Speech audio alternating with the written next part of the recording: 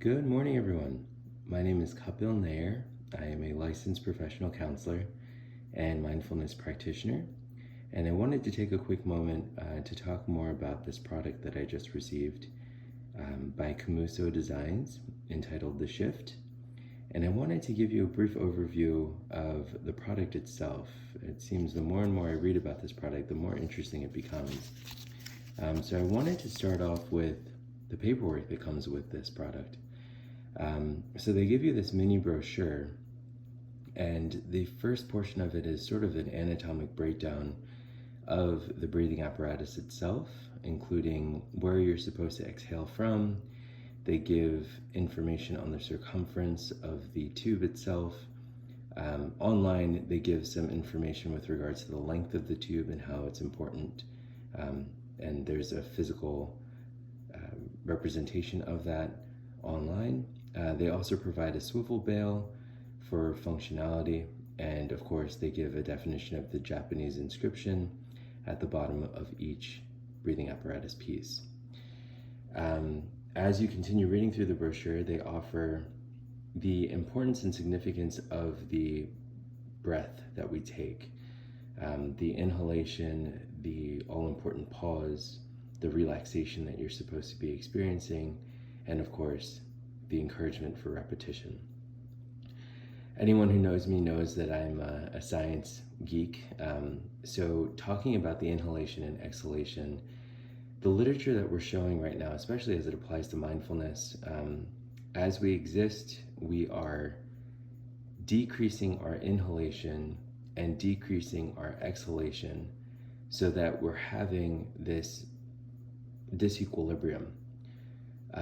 So that our body is computing more carbon dioxide than it is oxygen in specific situations. That is provoking what we then manifest as anxiety, stress, panic, fear even. So when it comes to our inhalation and exhalation, most mindfulness practitioners will start a discussion on diaphragmatic breathing or belly breathing.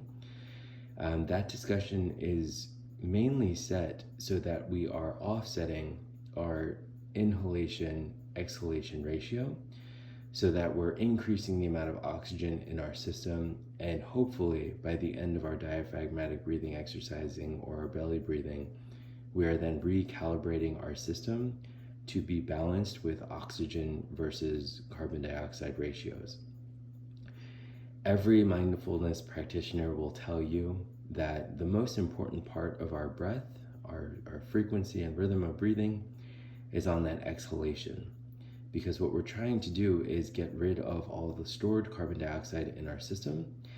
And the shift is a beautiful tool that allows for that moment to actually happen, and it's guaranteed pretty much. So the books and literature always suggest that you want your exhalation to last between 8 and 10 seconds long.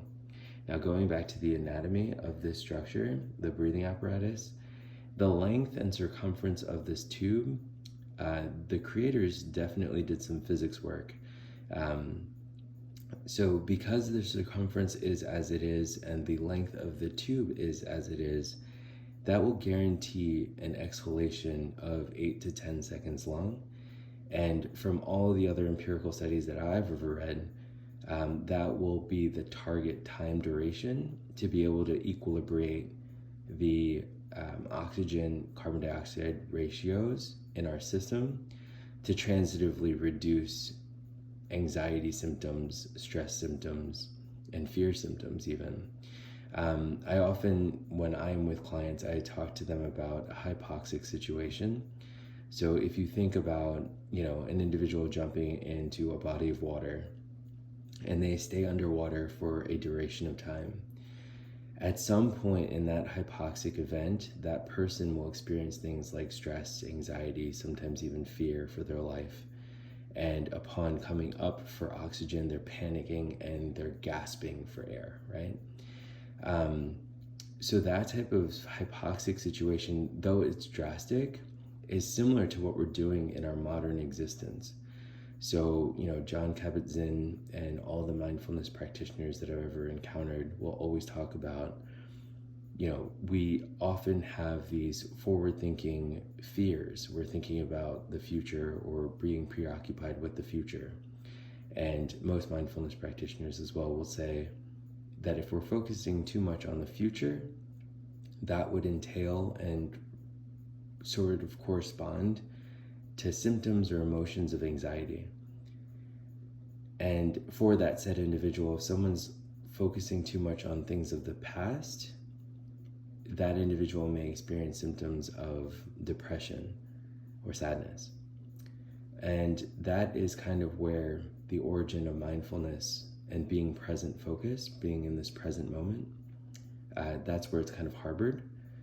So whatever we can do to help ourselves get back into this present state is going to rid of all of those symptoms or manifestations. And I think in closing, for this video at least, that's why this device is so profound to me, and that's why it's so interesting to me. And I would strongly recommend this product. I've been using it for a week now, and I can already tell a difference. I'm suggesting this to all my clients, all my friends, all my loved ones, all my family, everyone. And not to be too marketing driven here, because we all know how I feel about marketers. But if you go to the website and you decide that this is something that you want to experiment with, this is something that's worthwhile to you, feel free to use a gift code of Kapil Nair LPC at checkout, and you'll get 15% off. And I'm going to do another video that's going to be a more detailed review. And I also have a pre-recording of my first experience with this apparatus. So I think I will post that as well, just so you all know that this is real. Anyway, I hope this was helpful. I hope this was insightful. I'm going to leave comments, links to articles, as well as that gift code in the comments below. Feel free to comment if you have any questions or if there's anything else that I would be able to help answer. If nothing else, I hope you and your loved ones remain safe and well, and look forward to the next video. Thanks so much. Take care.